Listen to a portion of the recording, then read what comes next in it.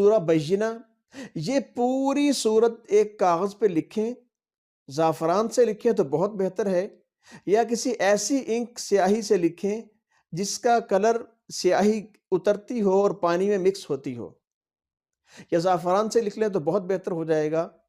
تو یہ اس کا تعویذ اس کا بنا کے اور اس کو پانی میں بھگوئیں،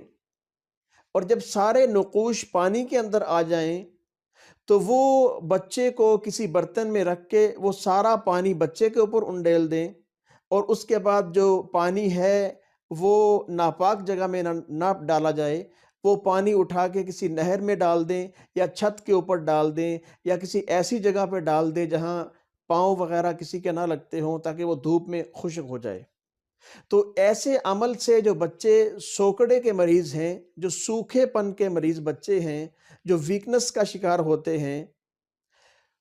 ان کے لیے سورہ